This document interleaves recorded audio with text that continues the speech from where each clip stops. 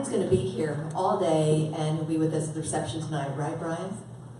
So we're able to keep you going with conversations, all right? So questions. So thank you very much. Yeah, very much. So you'll have an answer for Adele by this evening, right? He'll feed it back, Adele. Thank you. So, Loren Gray. Loren Gray, I just want to tell you a quick story before I ask Rainmaker to make an introduction to him, and Christy White's going to do that professionally and much better than this story I'm going to talk about now, which is Loren Gray and Fran Brasso and how we met. So, someone asked me today, Tao, you asked me, where's Tao? She asked me about how did I meet the speakers and some of the speakers, and I'm going to tell you how I met Loren Gray very quickly. So you'll hear Loren Gray today and you'll know, So Loren Gray and I met up at something we were doing in a live certification class for business acumen, hospitality business acumen at Lynn University.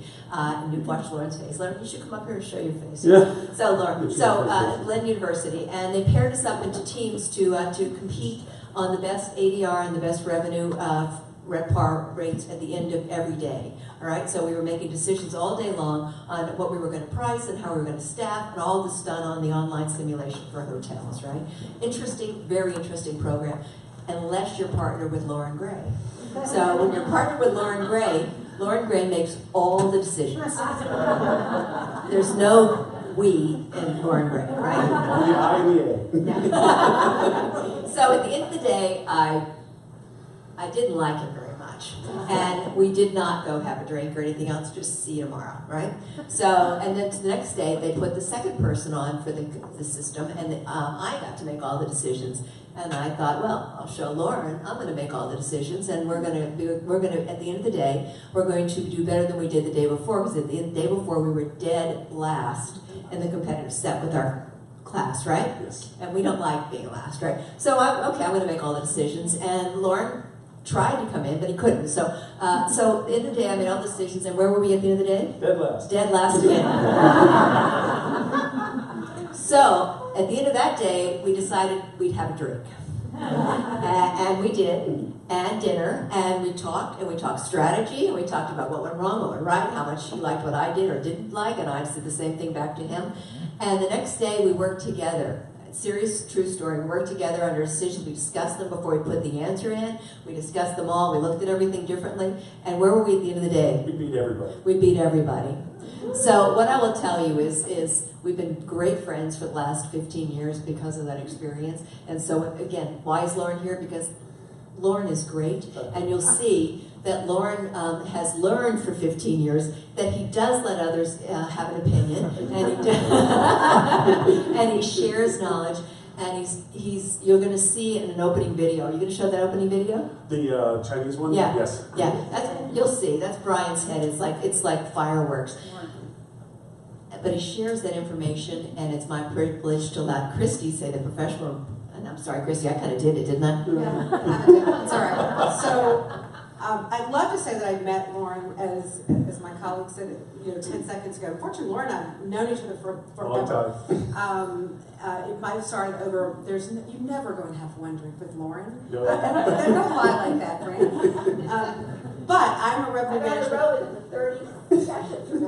Yeah, you did drink, or at least needed to. But the catch is that I'm a revenue management person, and we tend to butt heads with marketing people. And I think the very first time that I met him, I went up to him like, for a marketing guy, you're surprisingly intelligent where revenue management's concerned. And that is probably all you ever need to know about Loren. And it's possibly the highest compliment I can pay him. So without further ado, it's Loren. Thank you.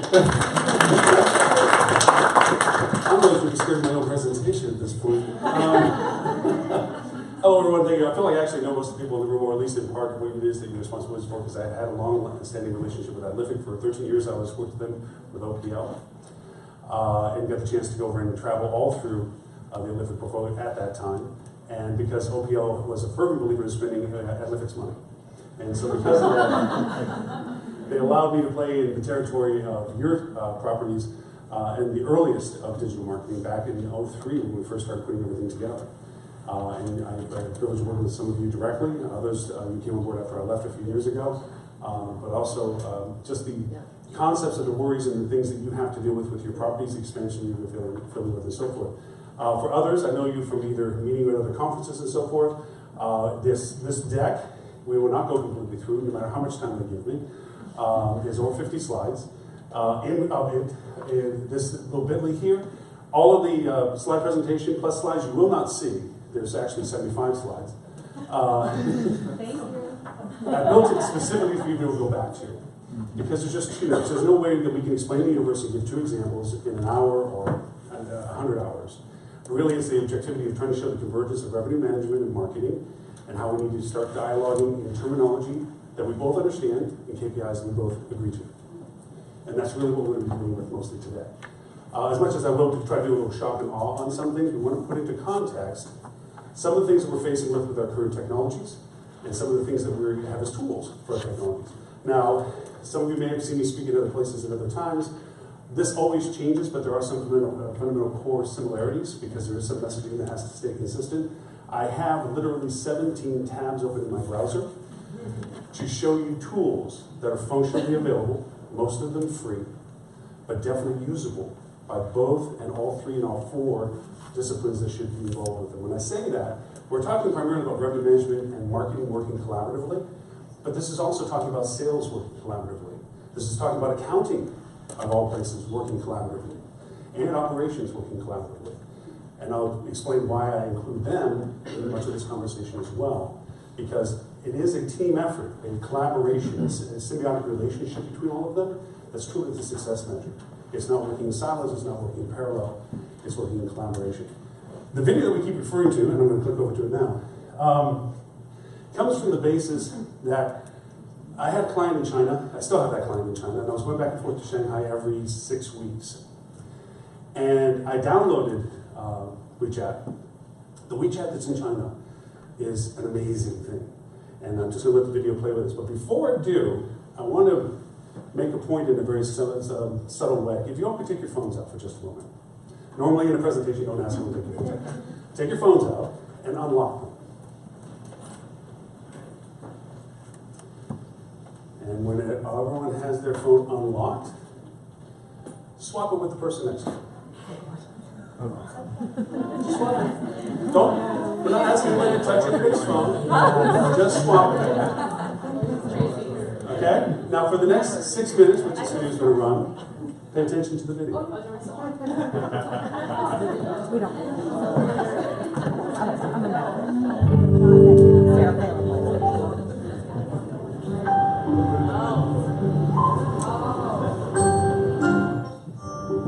If you are sitting in the United States or Europe right now, you've probably never used a Chinese app.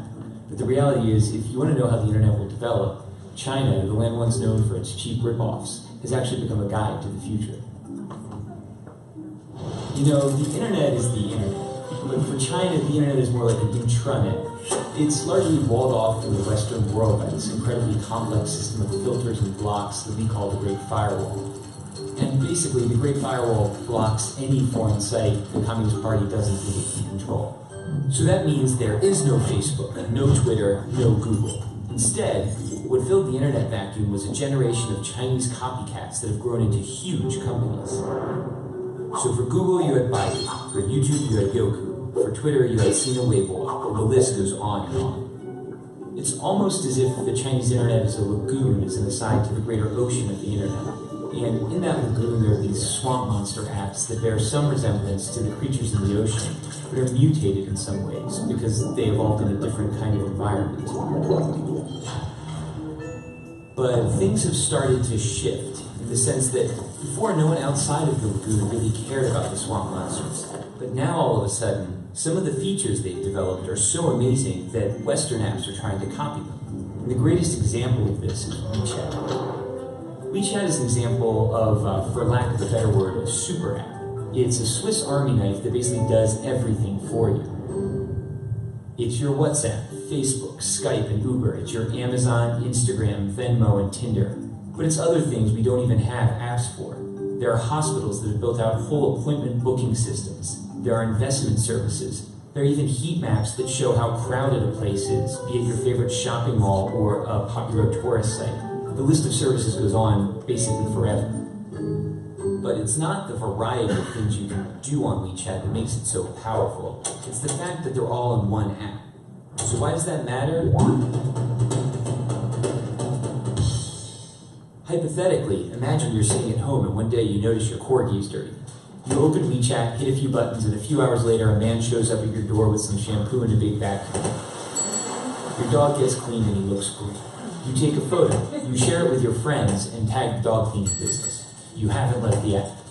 Your friend who likes Hello Kitty and works a boring office job is slacking off at work and looking at WeChat. She sees the photo of your clean corgi. She decides she wants her poodle clean. She clicks the tag on your photo and orders the same service. Within seconds, the man with the big vacuum is on his way to her house. She pays him, and he's happy because he got paid instantly on WeChat. She starts chatting with you to thank you. Neither of you have left the app. While chatting, she tells you about a new hip noodle joint. She says, you have to come. It's a schlep, but you accept. She orders food while still at her desk. You order a taxi. She pays for the food. On the way to her house, the man with the big vacuum invests the money he earned from both of you into a wealth management product that's probably a little too risky. Neither of you nor the man with the big vacuum have left the app. Both of you arrive and the app tells the kitchen you're there. Your WeChat profile photo pops up on the wall. It's an old photo from the year you had that weird part in your hair. Of course she makes a comment. Your food is served. You notice your meat is a bit overcooked, so you snap a photo and post a disparaging restaurant review. You're already on your phone, and you remember you still owe your friend money because she paid. You transfer her money. Neither of you, the man with the big vacuum, nor the restaurant, have left the app. At the restaurant, there are no menus, there are no waiters, there is no cashier. There is only WeChat. By rolling so many functions into one single app, it's altered the concept of virality. It's no longer just videos or images or tweets that can go viral. It's a dog washer, noodles, all sorts of companies and products that get the push of the social network. Here in China, that network is 700 million people. Sounds great, right? Well, it is, but using a single app to find a date, schedule an oil change, or notarize a document also enables WeChat to collect a staggering volume of personal data. They know what you talk about, who you talk about it with, what you read, where you go, why you're going there, who's there, how you spend money when you're online, how you spend money when you're offline. The list goes on indefinitely. For advertisers, this is a miracle. It's the combined data of Facebook, Amazon, Google, and PayPal, all in one place. The problem is, all of the data is information Chinese companies are forced to share with the Chinese government, which has a long record of human rights violations, and isn't exactly shy about stalking its citizens.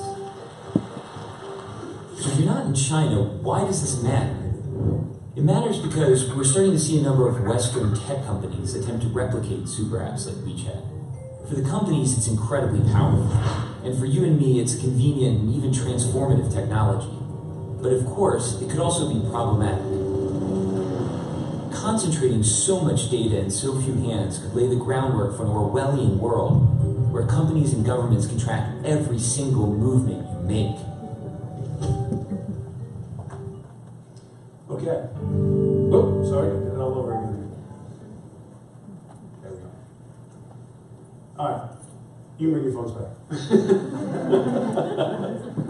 A little unnerving, isn't it? I mean, we're so connected to our phone. It's such an integral part of our daily existence. It's what we use it for. I had a picture I didn't put into this deck of all the things that have replaced over the period and save time. The big, GPS, cameras, and so forth. It's turned into this one-stop thing for us, but it has certainly, I think we would agree with, the phone has a representation of your personality, from the very screen capture that you keep as your opening screen, to how it engages, what you have on it, of course, your photography, your apps that you select, what have you, and the security choices that you make from all of this. What I'd like to do is, for those who have iPhones, you can see the instructions, don't need to read them. If you'd like to take your iPhone, don't worry, Android people will have something for you as well. But if you could, take your iPhone and follow the following steps. And if someone could get to the point at the end, it'll take a little bit of scrolling. The first person who gets there, please raise your hand and let me know what it is that you see.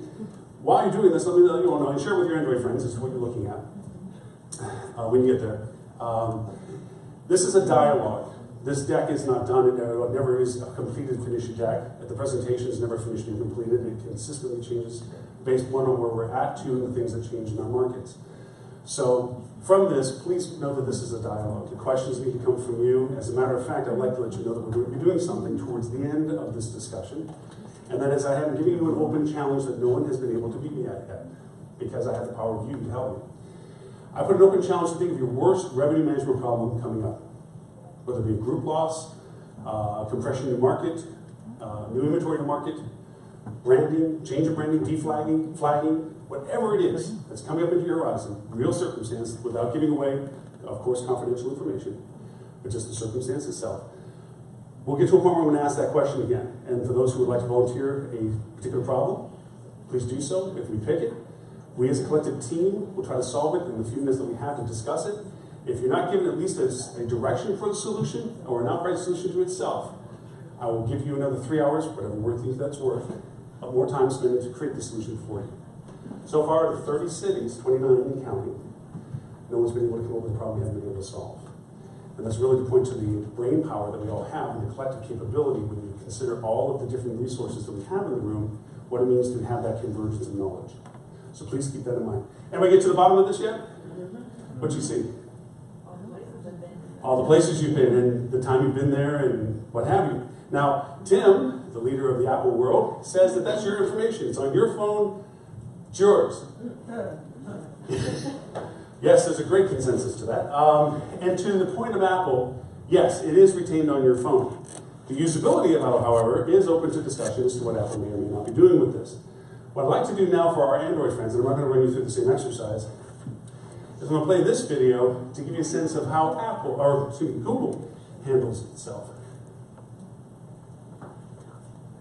We know that Google is tracking us. We agree to it when we set up our phones. So we wanted to figure out what exactly Google is learning about us throughout the day. So here's what we're going to do. We have two identical phones. The only difference between these two phones is this one is in airplane mode. Both of the phones lack a SIM card, and they haven't been set up to access any Wi-Fi networks. So for all intents and purposes, these phones have no connection to a data network. We're going to keep them with us throughout the day. And while I travel around DC, we're going to figure out just what Google is finding out about me. Our first stop, Sim's convenience store, just outside of Fox Bureau, for a quick coffee. From there, we took a walk to the Capitol and took a quick walk around the Senate office buildings, and then decided to hop in a car and head around town. Hello. We're going to the Children's Hospital, please? To run our test, we had to do more than walk the block, so we took a tour around our nation's capital. First, due north to the Children's National Medical Center Hospital, then west to St. Albans School and the National Cathedral. Our tour around town was a 14-mile journey that lasted more than an hour. The entire time, the phones had no access to the internet. Oh my goodness. Not a Wi-Fi connection and not any cellular data service. It almost seemed quaint to assume that Google wouldn't even be able to collect data on me. Let's head back to the Bureau, my friend. Oh, that church is beautiful. Google's business model is simple. Collect data on its users and then use that data to sell targeted ads. It's a business model called surveillance capitalism. But does that critical data collection work even when your phones aren't connected? So we're back here at our Fox Bureau in DC, and we've got both of our phones exactly how we left with them. The only difference, really, I snapped a couple of bad selfies at the National Cathedral. But otherwise, they have stayed in my pocket for the entire day. So let's find out what they know. This is our man-in-the-middle device. It's basically a Wi-Fi network that these phones are going to connect to once we turn their Wi-Fi on. It's going to pass data through it on the way to Google, but on the way, we're actually going to get a copy of the same data that Google's going to get. We'll be able to decrypt it and then find out where we've been throughout the day. Within minutes, the numbers rolled in. The phone that wasn't on airplane mode registered more than 100 locations, 130 activities, and even 152 barometric readings. As soon as it hooked up to our Wi-Fi, it transmitted 300 kilobytes of data straight to Google. The phone even logged our exact locations, tracking us all around town, the Capitol, the hospital, the school, and the cathedral. Now you may notice what's missing here is the exact route that we took, but it got that data too. It knows when I got out of the car. The metadata has a time log down to the very second, tracking everything. When they think that you're walking, riding, and yes, even getting out of the car. Okay, so you're thinking, this isn't a big deal, I'll just put my phone in airplane mode. Yeah, we thought of that too. This is the other phone that we had with us that no SIM card also remained in airplane mode the entire time. Let's see what kind of data it captured. The phone with airplane mode activated actually logged more locations and activities than the other phone, and it also transferred hundreds of kilobytes of data to Google as soon as it was activated. The only thing that's missing from this map is our stop at the Children's Hospital, but it still knows we were there. There it is. Exiting vehicle, 100% accuracy. Through complicated user agreements and free software, Google gets users to sign away their privacy for nothing. They're even following you into places that most people would expect total privacy. Government buildings, a children's hospital, a private school, a church. Every move you make, every step you take, Google is watching you. Why is this important? I mean, it's nothing that is a surprise to us, right? We know we're being tracked. We know we've surrendered a lot of our privacy data associated with... We know that Google... Sorry about that.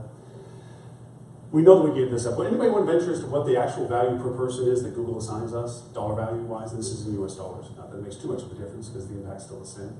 How much do you think we're worth to Google each? $12.37.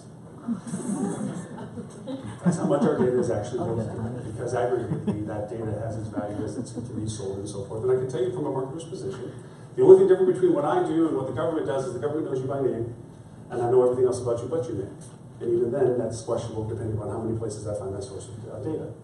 So all this data is to be used purportedly to be a benefit of personalization. We surrender this for personalization. We're willing to give up this aspect of data, whether it be we want to put it into age terms. Millennials created the idea of saying, if I give you more of my data, then I get more personalization. I'm okay with that moving forward. But it's not just based into their age category. All age categories surrender this up because they like the fact that it abbreviates their time in using these software platforms, because the platform intuitively directs more content that you're more interested in. But what came out of all this? What did the EU recently do, or I should say 2.5 years ago it did, that came into effect just a few months ago? GDPR. Why did the GDPR have to come into existence?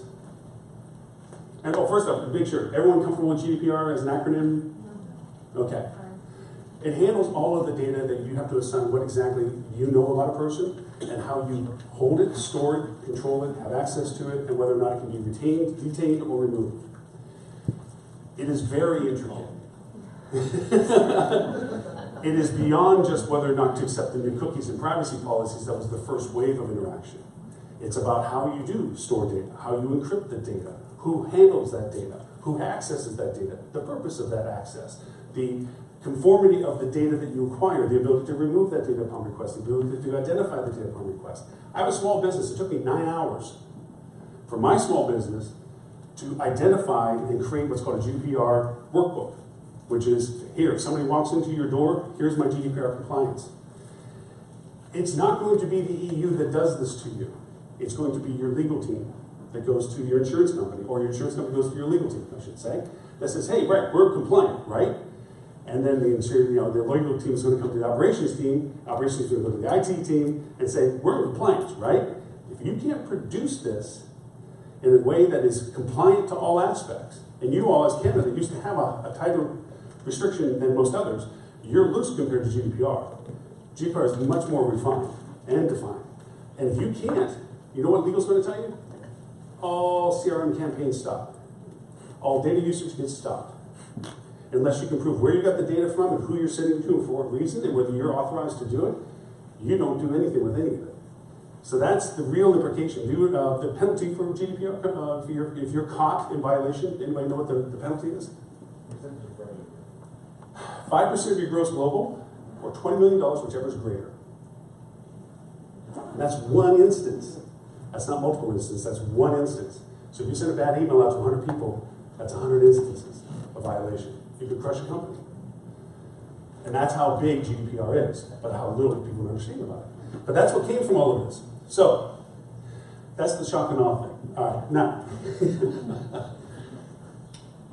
what we are today, and to remind ourselves of what we're bringing this all up for. We are in the greatest industry in the world. And I say that because of what American Express in this survey did. Let me read real quickly because I hate when people try to read the slide ahead of you. It never works. What they're basically saying is we as a culture, defined not by nationality or by age, but as a culture, have given up on the idea of the white picket fence in suburbia with 2.5 children. We now believe that our life exists around experiences, the ability to enjoy life and to enjoy those experiences. Well, that's hospitality, that's travel, that's experiencing places beyond where you reside and live, that's enjoying the life of living on this big, marvelous flying through space, or Talked to some people very flat, claiming that's flying into space or whatever. I haven't figured them out yet. So we're in the greatest industry, but we also are fraught with the greatest problems because of things like GDPR. GDPR got put into place because we as marketers couldn't control our own habits. By just a quick show of hands, how many times have you gone to a website and regretted it because every place you go afterwards, you see an ad everywhere? That's retargeting at its worst. A good marketer would refine how many times you see that or a duration of how long that's being used. Because after a certain incremental amount of time, if you're not being engaged again, stop. Because then it just turns me, excuse the French, or whatever they have bad way, it just turns into a piss me off. Because at that point I'm mad at you. I'm never going to buy anything from you because it's saturated me with messaging. Okay? We also do this to ourselves because this is how we view our guests. Now it's not meant to be read. It's more to be more impressive as to site structure and so forth. This actually I took from Marriott. This is their segmentation for group business and transient business. We identify people by category of the type of business they represent to us. Now, is that fair? With all this knowledge we know, we just went through a little tech exercise of all the information we know about the individuality of ourselves. Is this a fair assessment of handling our business? Might disagree with somebody in saying it actually has to be. As humans, we can't handle the complexities of individuality. I can't market to even just this room individually without the help of technology. Now, unless you're a small blue person going to your counter, there's no such thing as Smurf business. Okay?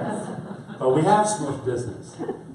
But we segment them according to what they represent as to their interests. Why do I say this? A corporate traveler has defined interests that are much different than the social engagement of a Smurf piece of business. There's more hand-holding, there's more dialogue, there's more representation of content, depending upon the representation of the type of business that they represent to us. So, as a human, we have to stereotype and categorize and aggregate our interpretation of people, and we do this by the source of their business value. But from a technology point of view, we don't have to do that. We can assign individuality, market of one, the perennial, the golden holy grail of marketing. The ability to identify individuality to such an extent that I only tailor my messaging to you because of your individual interests and the timing of your interest in it. Technology can do that, but it has its limitations. We see most of our engagement in these contexts as a linear timeline associated with the awareness that a guest may have or a potential guest may have of us, their decision of acquisition, their time before they arrive to us, their time with us, and the time after us. I'll even point to say that this time here is the most ignored time. And as a matter of fact, unfortunately, Marriott led the vanguard on changing how we define post-stay value. Does anybody keep up, well, first up, anybody from Marriott here? Marriott planning, okay. They kind of bury this in their perennial conversation, but about, this is the 11th month, March of this year, they announced what lifetime value is in perception of Marriott. It was a small little bit article that they put out. Anybody read or catch that as to what they define as lifetime value of a guest now? Anyone that has come to stay with them 4 times. That's it. After that, they're considered a new guest. I never mathed that when I used to run hotels. A lifetime guest was a lifetime value proposition of the guest over the lifetime span associated with their ability of interest, segmented by their source of business and the purpose of their frequency.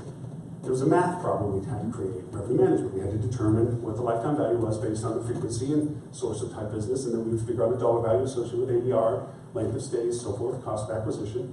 That was lifetime value. Marriott decided, no, let's just cut that all down and say anything over 4 is a reset. Because of the volatility of the market now, it's more associated with how fast can we re-engage and what value to re-engage, because as we learn more about guest travel preferences, we realize that we aren't representative of just one guest. Any one of us is a different type of guest at a different travel experience. Whether it's corporate travel, whether it's family travel, whether it's you're visiting weddings, Smurf travel, whatever it is, you represent a different aspect of travel. So what Marriott did, I don't agree with them, but what they decided to do was, because you are so many people to them, there is no real reason to try to keep you as an entity identified singularly, and instead just identified to something that they can measure, which is frequency. So they said, we're just going to change the rule. They said, 4 times, that's it. You come more than that, we consider it a reset, and we call it an acquisition cost at that point. Okay. Now, for us today, the convergence of revenue management and digital marketing. This is a marker. We're not going to hit all these individually. These are just a categorization of points to be made. These are common grounds that we as two disciplines cross over with. We don't work in parallel. We don't work in bubbles. We work symbiotically between all of these things. Nothing that revenue management does not affect marketing. It is not a matter of marketing walking into revenue management and saying, what's the deal you want me to pitch? If your marketing team is doing that, just, well, there's a way of slapping somebody, but I won't say. So, and if your revenue team walks into your marketer saying, I need pickup this weekend. Good for you. How's that sandwich board on the side of the road going to work for you? Actually, I will give you an example. There is ways of doing this. There is no anymore. It's about being able to work together and know where these potholes are coming up or when these downs are coming, and working to flatten it out a little bit, and in some ways, sometimes amplify the highs. So a lot of the strategy is about leveling it out and getting the highs on the peaks, yielding better. And yielding is a revenue term, not a marketing term. Just like ROAS. From revenue marketers, what is the revenue management team? What is ROAS to you? R-O-A-S. What does it mean to you? I mean, other than the definition of return on ad spend, duh, Loren. Hey. What does it mean to you as a KPI? If I had a 20-to-1 KPI for ROAS, as a market, I'm rocking. Revenue management, what is your measure? That's what we're talking about. It's about vernacular. It's about making sure we identify the same KPIs. So when we're having the same targets, we're shooting at the same thing. Okay? All right.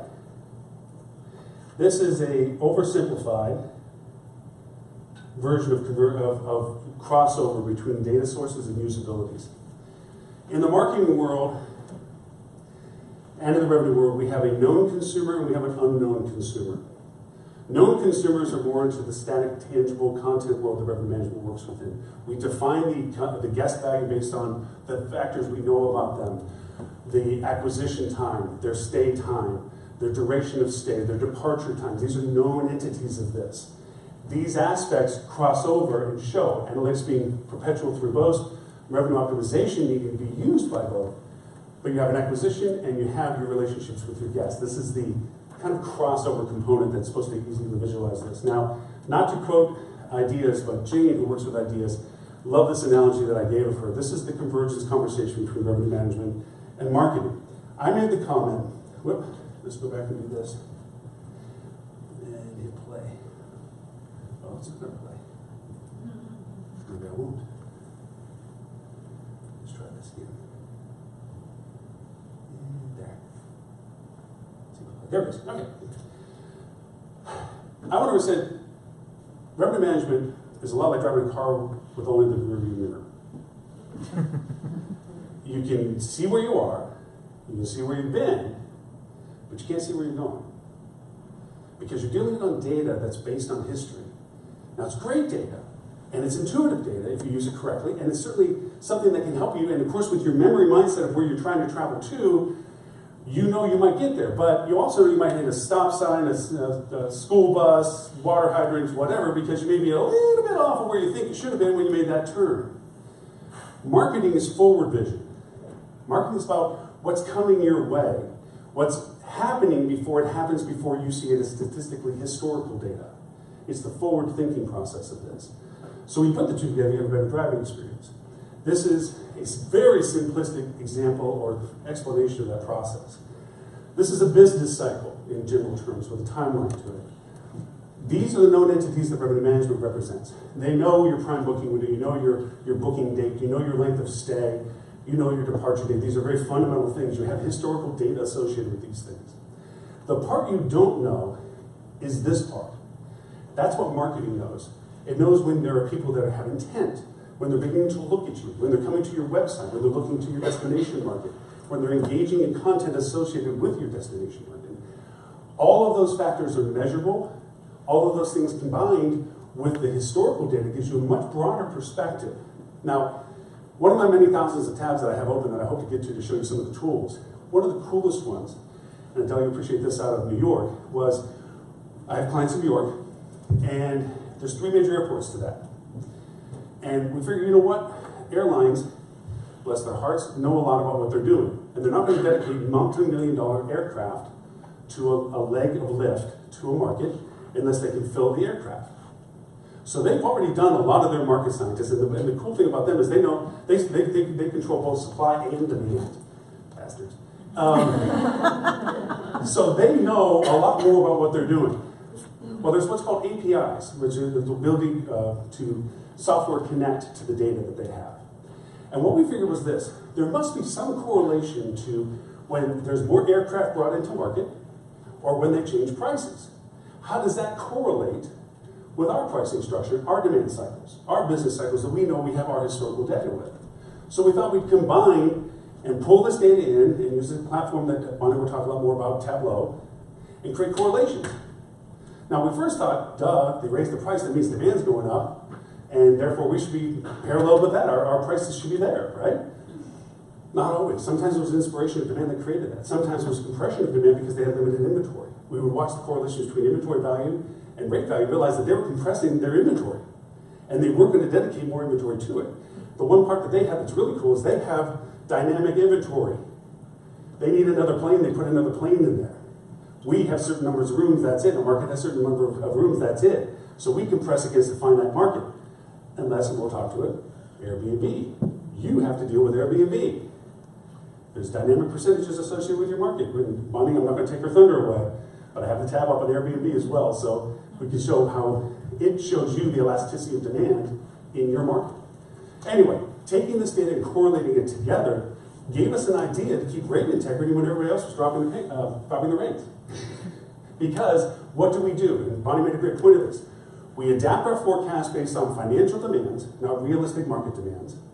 We hold our bluff until we get to our prime booking window. We're not making pace. We've done every little tweak we can think of to make pace because we only have 2 big levers, rate and occupancy. Okay? And when we can't do it, we drop rate to hopefully inspire demand. What we found was we knew the demand was coming. So we didn't have to flinch. We could hold our cards and all in. And our competitors dropped rate. We kept rate. We compressed at a higher rate. They didn't. We won. We gained market share. That's taking extra data and putting it in. That's not revenue management. That's not marketing. That's data. That's just taking aspects of things that are out there that are available and adding them to the matrix of what you're looking at to try to understand.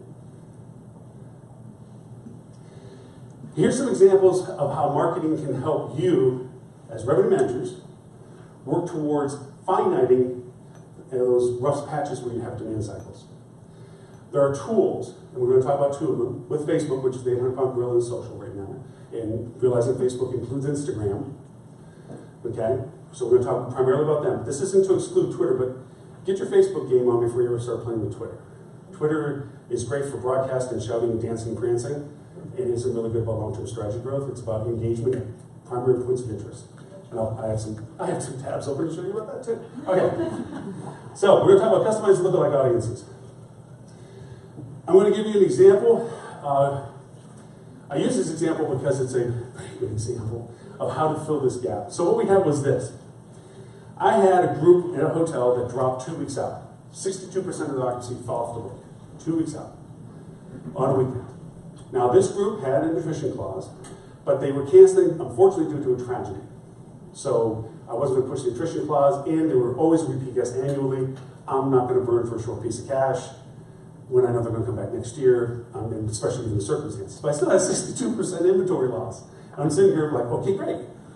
So revenue managers in the room, or marketers, or anybody else that wants to contribute to this, is a legit question. What would you do? 2 weeks out, you just lost 62% of your occupancy. What's that? Define what's happening in the market, yes. Obviously, I would interpret that to say what's residual demand is still left. How would you do that? It's what it is, but how would you go after it? In mentioning events and things that might still have residual demand interest to the market, what would you do to do that? Get the word out that you have availability. Is that the best way? Okay. So announce, hey, guess what? Surprise, we have more rooms. Let's say. Revenue managers, what would you do about rate? Would you do anything about rate? What are some other choices we would have about this? You can't say you haven't faced this. Everybody's lost a group. What have you done? Throw out some promotions, and usually they're more rate-based. Do a little, hey, you know, make more friends with your competitive set by dropping to the basement all your rates and dates. Be friends at parties. You would drop rate is probably the most primary thing you would do, hoping there's some residual demand. What happens to your things that are on the books? What happens to those people? You hope they don't notice that you've got those two books out. You might read book on the lower rate when it gets off the table, right? What else? What other things? Now, I've had some great other people think, hey, I throw it out to the OTA space, so hey, I'll see what I can get out of there. I'll do a Hotel Tonight campaign a couple days out, see if I can pitch some short-term pickup.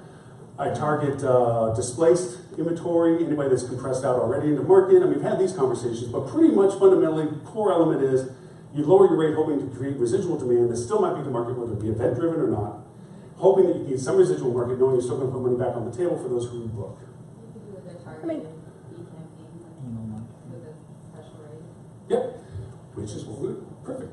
See, not even queued up and this is correct. All right. This is what we did. We took the arrivals list and made a custom audience out of it. Everybody that was on the books for this time period, we made a custom audience out. Okay?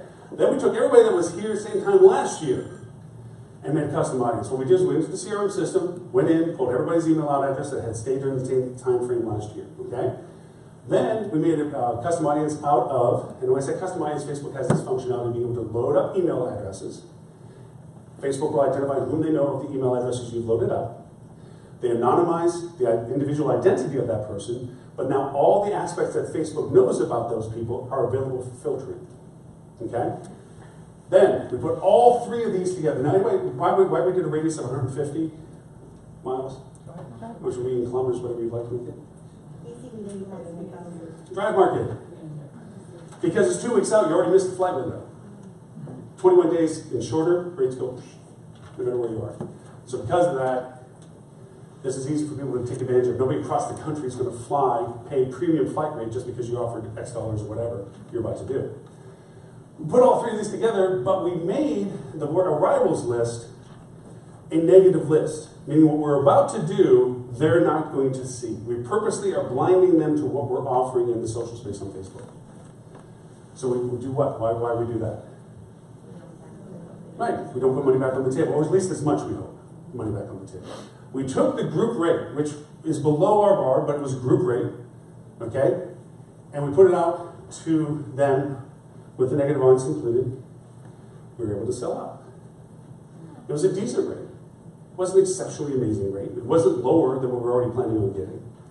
But we were able to put it to a more targeted audience that could take advantage of it more specifically, and thereby we would have the chance. Now, does it happen all the time? No. That's why this is on a presentation. It happens.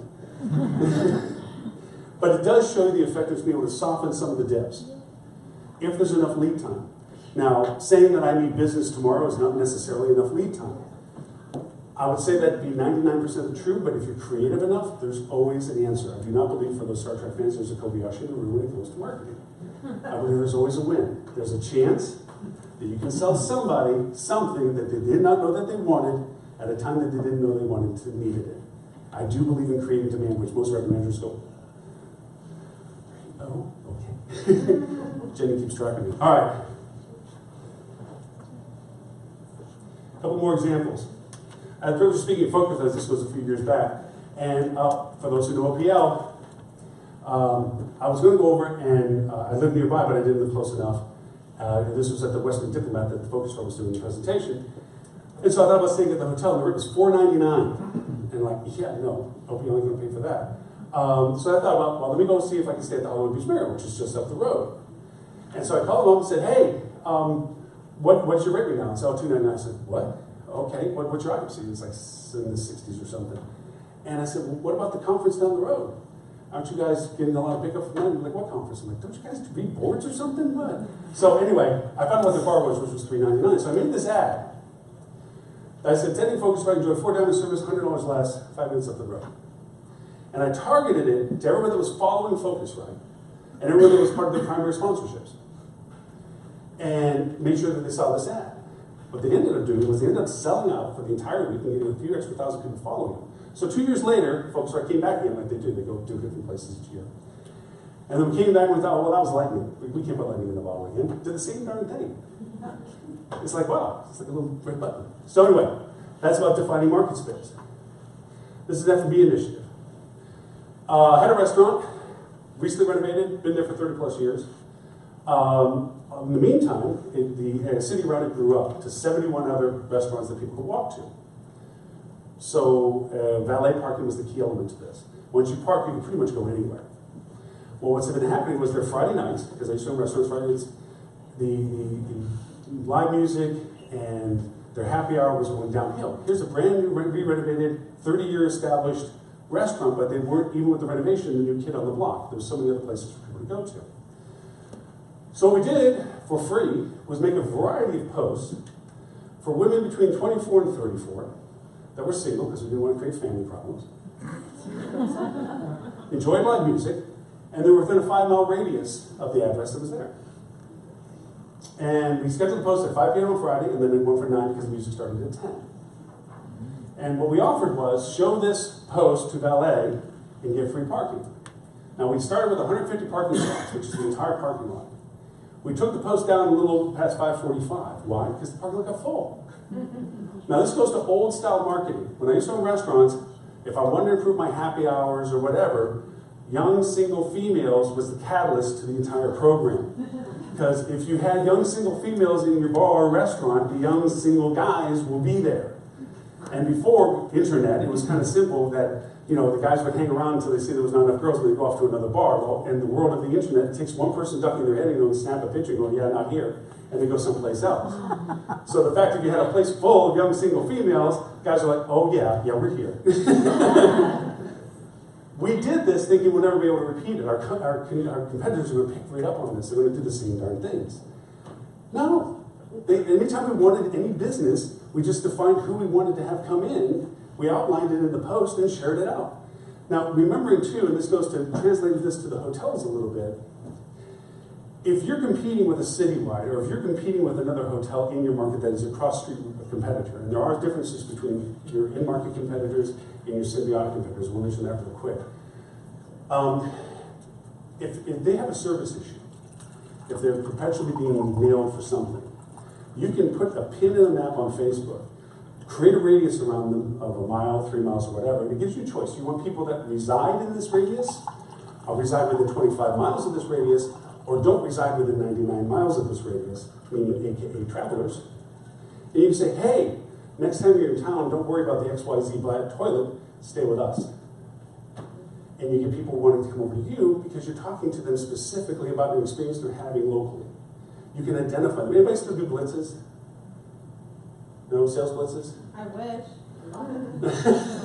It's not that you don't, because if you think about it, anybody that works for a company follows that company on Facebook. And you can identify them as a filterable aspect of them. So if you want to take your top 10 employers in market, and then identify what those companies are, and use that as a filter specific to whatever it is you want to spend, you can say, hey, employees of XYZ company, here's your rate for such and such, especially when you know they're having a lot of family or friends coming in for holidays, whether they're coming in for particular high-end events, where they don't want to have them stay at their people's houses, they like them to stay at the hotel, then you can offer them incentives associated with the fact that there's some sort of existing relationship with them by identifying them. Okay. There are limitations to this. Not everyone's going to be able to read this, but pretty much these are two, what looks like similar, identical people. Both were born in 1948, both grew up in England, both were married twice, both have 2 children, both run a successful business, both are wealthy, both spend winter holidays in the Alps, both love dogs. Technically, from my marketing perspective, I should send the same message to them, correct? I mean, from a profile perspective, they look very similar. The reality of it is, they are far from similar. There are limitations to what we're capable of doing. Now, that doesn't mean that there's a limit to what can be done. It's a limit to how you use what is able to be used and how many of those different platforms you try to use with it. All right, so cool stuff. I'm just going to breeze up to some of this. Okay. In the world of internet now tracking, you can track everything on a website now through what's called Google Tag Manager. There's other tag managers, but there's Google Tag Manager is free. I always go with the free stuff first. In there, I'm going to ask a question of our managers. If I could tell you, down to the day, how many people are interested in staying with, or have looked at our hotel to stay with us, would you find that to be valuable information? You know, a bit of a demand, right? They were looking to stay with you on a certain date. On your website, you can track the dates people put in when they're looking for rooms with you. That data can get pulled, correlated from the geographic source of where they were looking from, throw it into a handy platform like Tableau or R or MicroStrategy, or there's a bunch of them, and create what I did was a sliding thing by week that said, hey, if I want to know who's interested in staying in my hotel, who's looked at staying with our hotel for week 17, then this map would change. The balloons would be based on the size of interest, number of inquiries, and then a number would appear about it, which is the lead time of days associated with what they were looking to stay with us for. So you literally could go over and say, hey, for week 27, Boston, 48-day lead time, so maybe if I want to make a targeted campaign for Boston, and then our revenue management might kick in and say, well, what's the historical rate we get from people coming from Boston? Because every geography has a rate resistance, right? So we can look back who we got from Boston, what the ADR was associated with those people coming from that market, say what that rate resistance is, what they're willing to pay for versus what they're not willing to pay for. And at that point we say, well, how much of that do I want? Or do I have enough lead time to market to them? What's the messaging? Do I not want to market to them? What have you? If you add into it another step and say, what channel did they come from? What's the conversion of that channel to know how much cost I would have to spend to know what I would acquire from that channel, whether it's PPC or email campaigns or social paid or whatever it may be, organic. I made a chart over here based on revenue generation of all these markets, then by ADR and then by occupancy and the monies that they generated, obviously. So I could then say, well, hey, maybe if I wanted to pursue people from Boston because they have a higher ADR, a lack of resistance, and I want to do PPC, which costs me $1.27 per click at a conversion of 3.5, so I have to spend a total of $1,012 to get the total revenue of XYZ. I've literally created a financial forecast without a revenue manager. Because all I've done is based it on channel of acquisition, cost of acquisition, and value of acquisition. When you add that revenue management component into a rate resistance, yieldability, how much you want to, when you want to kind of factor, that combination between marketing and revenue management is very strong. Because now there's less and less unknown questions and more action statements coming from it. This is a really bad Excel cut sheet. Let me ask you, and please, we've asked this question in many cities. We've only had 2 answers, I think 2 answers out of this. Can anybody tell me what their direct channel contribution percentage is? Raise your hand if you can. Oh, I could when I worked in hotels. That's good. How can But that you was make a 12 years ago, pinto? right?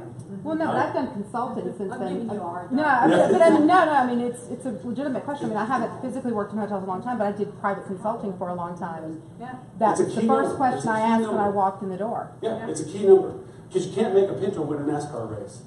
No matter how much money you think you can yield out of your direct campaign program, if it's only contributing 10% of your overall top line contribution, it will never make your budget.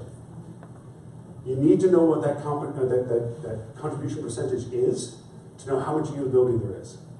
So with that in mind, this is a worksheet that we use. Bonnie and I have been having fun with it with somebody we're working together with. That's a percentage contribution. What I did was take the forecast that you guys generate by month, take off group, leave transient only, because group is a different factor of yieldability, okay? So I take the transient requirement per month, and then I multiply that by the percentage contribution that I think the direct channel should represent, or is representing. Okay, in this case, 10, 9, and 8%. Then I go through the channels associated with direct channel, PPC, travel ads, well, all the different combinations, paid social, all these things, whatever it is that you're using, and understand what percentage historically they contributed to direct channel. And that's these numbers over here, 70, 10, whatever. Then I went by month, because there is a business cycle of conversion value. Sometimes PPC, you can give silver dollars away and nobody wants them. Okay, so there are times where certain channels are better yieldable than other channels. So I put a correlation of conversion value by month by each of these channels. What this created was the revenue contribution requirement of each of these channels for your direct channel by month, but most importantly, the cost associated with it based on the conversion value by month for it to be attained. So when you're talking to ownerships and you're talking to your management and so forth, and they say, well, that budget for PPC of 60,000, I can only give you 40, but I still need the revenue. Well, good luck. You're not going to get it. Well, one is, you say you want $22,000 for PPC in January, I give you only 18. Well, then I'm only going to give you 126,000. Well, that's not right. Well, that's what it is. Now, granted, you can improve conversion value, or you can improve contribution value of another channel to maybe compensate for the variances. But the reality of it is, this is a budget conversation stopper. Because this is showing with data, not opinion, what it's going to take based on historical conversions, historical contribution, what you're going to have to spend to generate the revenue requirement for that particular channel. It's a powerful tool to make the argument about budget. Very simple setup. Like I said, that's a bad Excel example. Let me give you some examples of the metrics of impact. Here's a lead to a question.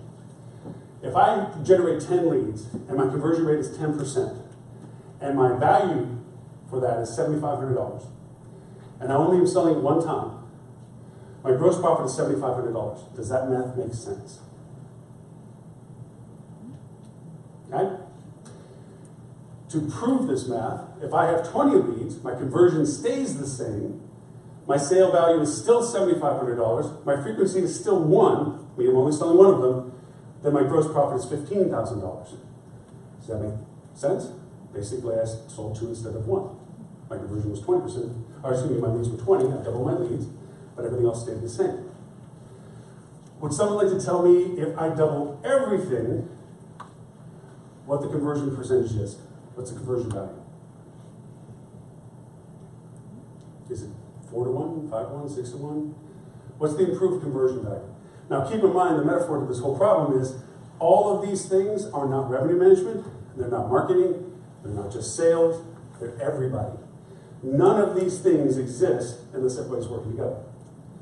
Because I can drive the leads as a marketer, but if we don't convert them, that doesn't make any difference. If you don't sell them as a salesperson or whatever, it doesn't make any difference. If I don't have the right rate, I don't make any difference. If I can't get them back as repeat guests, it doesn't make any difference. So my profits aren't going to be attained. But if I doubled everything, how many times over am I improving my value? I know math is always fun. Isn't there a diminishing return? There would be, actually in the previous slide, there's a diminishing return. This one, no. This one is just a flat up, straight up. If I did everything doubled, I would 16 times over improve the total revenue I was generating to top line. So it's just not impacting one thing, improving the volume of interest. It's also improving the value of the conversion of that interest, improving the value of what they purchase, the frequency of what they're purchasing that drives your gross profit, your top line revenue. Well, if it makes it down to EBITDA, that's another question. All right, that's the math premise of this. Let's talk about the vernacular. This is the circle of life. This is the engagement between the departments that needs to exist. The collaboration, the common vernacular, the integrity of data, the transparency, this is more of a read-past kind of thing. I just want to make sure you see that it's the never-ending conversation, the process to this that goes through. What I really want to point out is the starting process. I keep having for me an extra dot in there. The difference between reporting and analytics. What is reporting? Here you go. That's the report you asked for. Don't ask me to give you an interpretation to it. You asked for this report, here it is. What's analytics? Right. Here's the report. This is what I analyzed about this. Why am I bringing this to such an important level? Because it's about KPIs. You have to be talking the same thing. Going back to the ROAS statement I made. If I did a 20-to-1 ROAS, as a marketer, I would be very proud of myself. I took a small amount of money and made, in my mind, a lot of money for it. For every dollar, you got 20. Here's where the breakdown happens. You as a revenue manager comes to me as a marketing person and says, hey, look, I need 50,000 more this month. All right? We're behind pace, or we're this, or we lost this, whatever it is. I need $50,000 more dollars. Here's my rate schedule. Here's my inventory availability. And I, as a marketer, took the lowest price, easiest to sell, and did my 20-to-1 ROAS and come back and go, here's $5,000. You as a revenue manager going, yeah, where's my other 45? Okay? Because that's your goal. I went off on my goal. My goal should have been 50,000. Selling the easiest, cheapest is not my goal. My goal is $50,000. So we have to have the same KPI. The only way that's going to actually happen is your failure is my failure. You walk into your revenue meeting and get your butt handed to you, I'm out of that. I did my thing. I did the 21 ROAS. I took what I had and did my sale. Okay? And in my marketing meeting, you're outside going, good luck, you know, because I got to go and explain why I'm not producing at a level that's being satisfactory for revenue gen. So we got to get on the same boat. We got to put the same concrete block between our shoes and go paddling around in a boat. If one of our falls off, the other one's going to fall off too. But it also means mutual success. So there has to be a truth and candidacy to what we're talking about. We have to be clear about what our reports mean. By analyzing them and sharing the data, the good, the bad, the ugly, this did not perform, so we stopped it. Not forensic reporting. Yeah, that was a bad month. Ooh, should have changed the left and made right about halfway through, but no, we don't. We wait till the month report comes out, then we analyze it and say, yeah, that didn't go well. We thought that was what we started with, but it didn't work that way. It has to be an active living process. Revenue managers, you all don't do that at the beginning of the month and stop and then wait till the end of the month to see if you were lucky enough to be right. Okay? You're constant every day. Tweak, nudge, dodge, everything. Every little tweak and tweak. Marketing, same mentality. We have to constantly do it, but we have to be talking about it in an active, progressive conversation. And accounting needs to be involved with it because they need to make sure that what we're being charged for is accurate to what we've been paying for. And when it comes to operations, they have to be on the fulfillment side, including consumer sentiment, which, by the way, I want to point out Adele at this point. Unspoken hero, she needs to write a book about what she does. Adele, would you be so kind as to tell us how your hotels are ranking in TripAdvisor right now? Well, since you asked, the Aria Hotel in Budapest is the #1 hotel in Budapest and has been since 2 months after it opened in 2015. It was the #1 hotel in the world out of 1.1 million accommodations on TripAdvisor in 2017. The Aria Hotel in Prague right now, it's still in the top 10, but it just got a renovation, so we're working our way up there. But it was in 2010 the #1 luxury hotel in the world for the TripAdvisor Travelers List year. #2, New York City. In 2010, we were #1, #2, #3, and #4, our 4 hotels, and now we're #1, #2, #3, and #5. So the Elysee is a big troublemaker. The black sheep of the family is being #5 out of 480 hotels in New York City, but we're getting there. And we just opened in Toronto. We're still kind of in our rolling out the amenities in Toronto, but we're already at #4 in Toronto. 4 in this market. Yes. And you all know how hard that is. But we are working our way up to #1 in Toronto, #1 in Canada. Adele is my gold standard when it comes to New York. I have clients in New York, and to take on the library collection on consumer sentiment and feedback, that's an operational achievement. I know when we open up a new hotel in New York, in Midtown, that you have to have what's called the golden 50. And Adele can certainly school all of us in how to work with TripAdvisor better than I can. But if you get top rated scores in your top 50 people when you first open up, you get classed high and stay there a little longer because of it. And you can, ADR impact is, I think what it is per star. You know, how much is it per star now? You know what, I've heard people say 11%, but I really just think it can't be equated like that. I can say for us in New York, we can charge $150 to $200 a night more than the hotel on the same block with us, just for being on top of the eccentric advisor. So, and that's operations and commitment and making sure that your communication is there, your CRM support's there, your engagement from your team is there. So I want to make sure that, because when I saw it, I was like, I get to see that. I haven't seen it forever. Okay, so I'm going to cut this short. I keep looking at the notes. Okay, common vernacular. We already hit that because that's literally what we're talking about. We're talking the same terms with the same goals, with the same success relationship. This, and this is back for post review, and it's a slide I have in there, is This is the perfect wheel. This is when all of these things communicate. Now, the reality of it is none of this communicates. At least not all of it together. Some aspects do, some aspects don't. It's the last golden mile of communication where all these things work together. Our ecosystem is getting better. People are beginning to realize that if you do data layering, you can connect some of these things that don't allow you to connect because you can create a common API connectivity. But for the most part, these things connecting together works best. I did this, and I always do this each of the hotels we have. For those who are with, who's with the hotel here today? Who's with this hotel? Anyone? Huh? I'll share this with them. There's tons of free plugins and so forth. This one tells you how many things are being tracked on that website. I probably can open any one of your all's website. There'll be at least 10 to 15 of them, and I would actually venture a question to whether you know where all that data is going. Because there's a lot of people that steal your data, that you've given them permission to steal your data. There's platforms and programs out there that are supposed to enhance your direct channel capabilities. You put their script code down, and everything about your guest engagement funnel to your website, through your e-com funnel, is tracked, measured, and stored by them as well. So going back to the GDPR thing, if you don't know that they're locked down, you're not locked down. And they're taking that data and they're using it for a lot of other stuff. One of the first things I usually do when I start dealing with someone is we do a script reduction. We reduce what they can access based on the contract of their required points of validation. And most of them are only 5. After that, they get no more data because it's not their data. It's our data. Some simplistic things to do. There's a thing called Google Fusion. It's free. What we did was we had a great high-end resort. It was beginning to taper off on business. We didn't know why. So what we did is we historically took every place by zip code that had come and visited them over the past 2 years. We put in the data fusion table. Now this was a dynamic chart. We could zoom down to the zip code.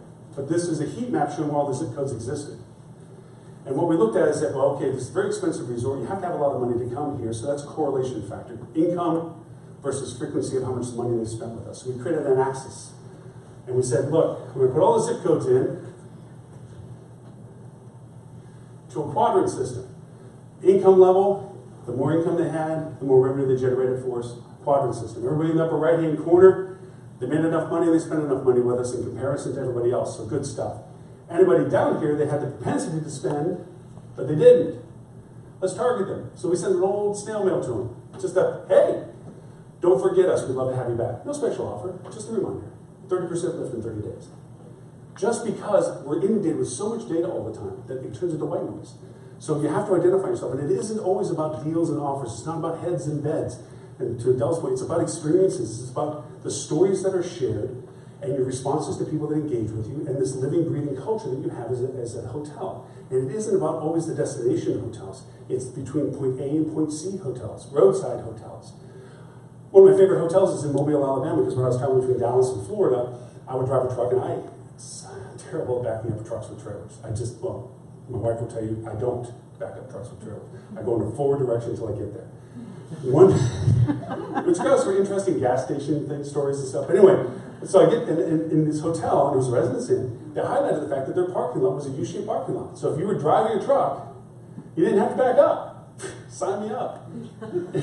Little things that you may not think are important to you because you try to sell to yourself and you forget because of your familiarity, people are mostly not interested in it, that they will go over and not realize that you should sell about what you think is most interesting about yourself. All right, we're going to go over and do a challenge to this because these are all conversation points. And then we're going to go over and do some tabs. So, anybody think about the gnarliest problem they had yet? Worst revenue problem you had? Coming up.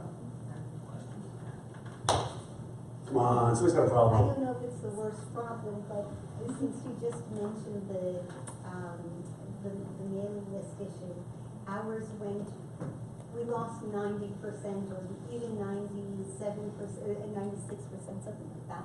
Can't remember exactly, but it was an awful lot in May. We lost an awful lot. Mm-hmm. How do you get that back again?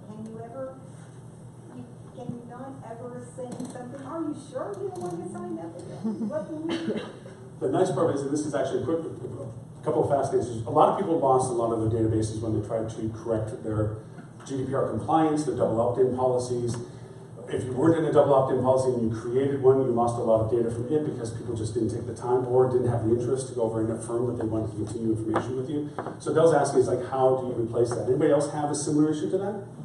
Have had a similar issue to that? We'll tackle it real quickly. Other mediums of communication that have been volunteered, social is the strongest. One of the fastest and most convenient ways, there's great platforms like King Sumo, your messenger program, that if you put a bot or your messenger bot within your social platform, you can create an engagement. One of the fastest ways, and it's also lead generation on Facebook. There's a lead gen ad program you can do.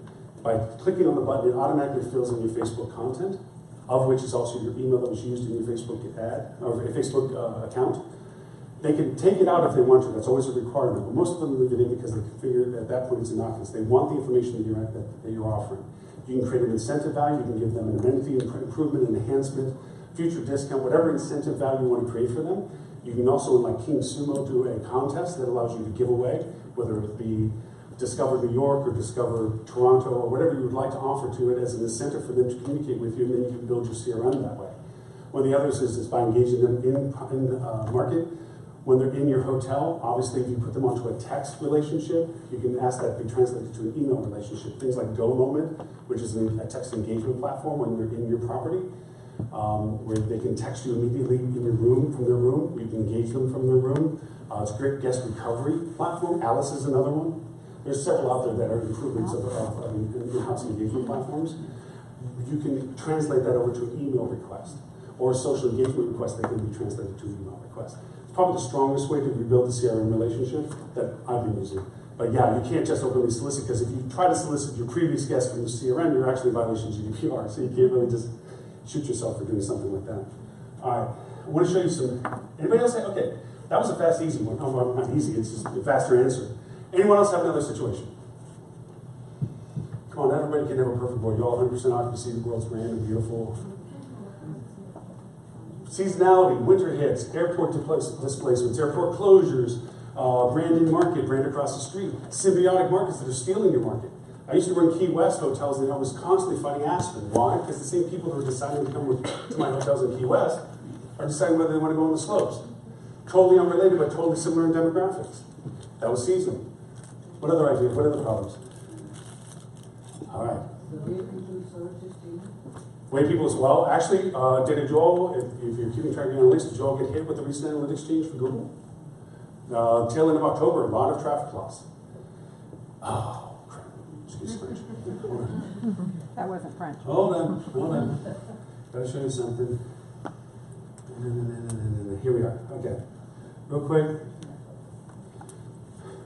Do you know that this is on your Google page? You are now rated according to your local location. How good of a location you have. And you cannot control this. It is literally under the control of Google. Based on what they think people are interested in, based on your location, of what they know, and they know a lot of what's in your immediate area, and what's there and how it's there, they give you a rating as to whether or not you have a good location. Add that to Google Trips and what people use you for, crazy stuff. All right, let's skip out of that. We'll go back to this. Because they're toys. All right. This is a plugin that you put into your website. This is for your salespeople. Where's it going? Hold on. Sorry. It's not showing the right screen I want. Here it is. Okay. It does this. All right. There. Okay. This is a plugin you put onto your website. Sorry for brands you can't do it. It's called Albatross. Anyway, it'll show you every company that's touching your website. Okay? It'll show every company that's touching your website, and when you click on it, it'll show you the entire path of what they looked at. How long they looked at it. Better yet, it'll also show you contacts. And you click any of the contacts, and you can give them as credits, and it'll give them your phone number and their email addresses and their social IDs. So you can research anybody you want to from a company that's touching your website. Here, see if you can get one. Albatross. Albatross or Albatross? Oh, ALBACROSS. See right here? Contacts. Okay, and you can grow more. And then when you click one, let's just click one. See if it'll do them good. Okay, yes, I think I must spend money.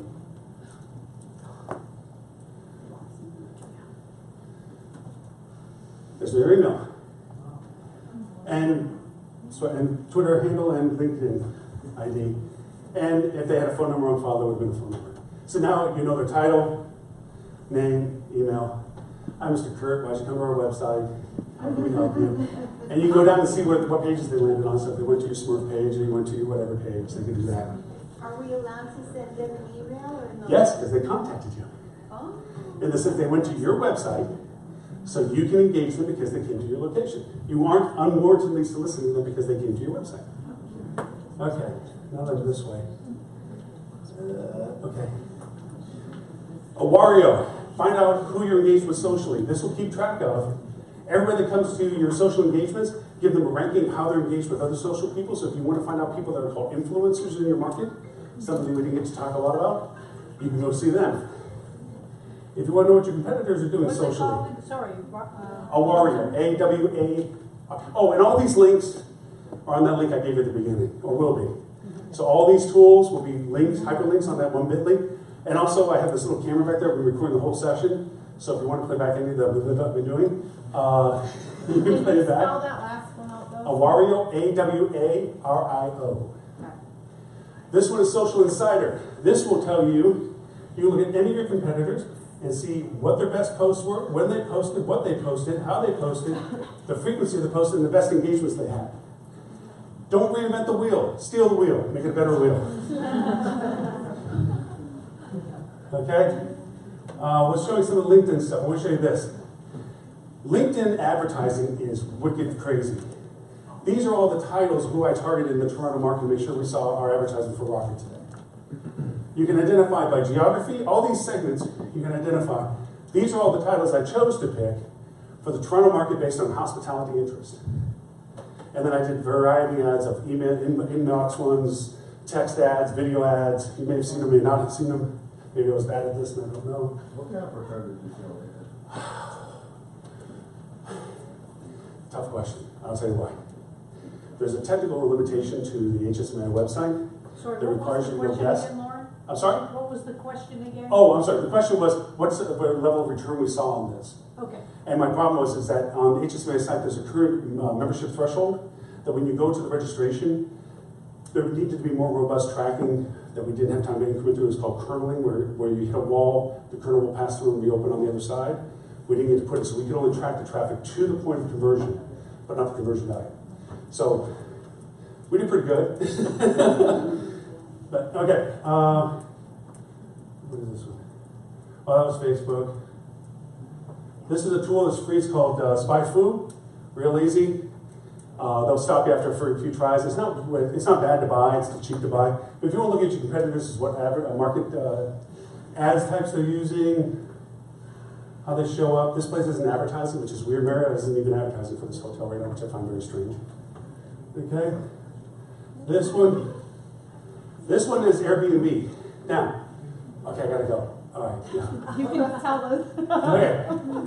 Anyways, gotta go. This one, and actually, you know what? This is a perfect place to stop because Bonnie's going to show you more about Airbnb. But the key elements of this is you can determine the elasticity of your market demand that comes in and out based on monthly, the restrictiveness associated with policies associated with those coming into market, and the lead time for them to book. You want to kill Airbnb? Be in their market space when people are looking for them, for the 41, 60, 67 days out kind of thing, which you can use with this data.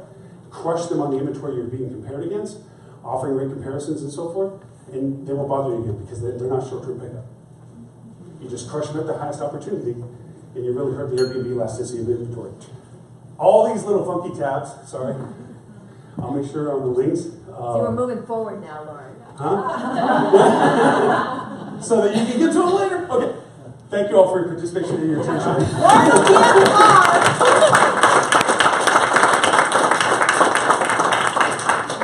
Lauren, Turn this down so it's good. did you use a 5-minute break? Yeah, I know. So, Loren Gray, thank you very, very Sorry, much. you can give me more time. It's going to be forever. Lauren's going to be here, and he'll be at the reception, so you have plenty of time to talk to him. Great. There are cookies and coffee outside. Yes, hurry right back. We're running behind. So, cookies and coffee outside, 5 minutes. We really appreciate it. Thank you. Lauren,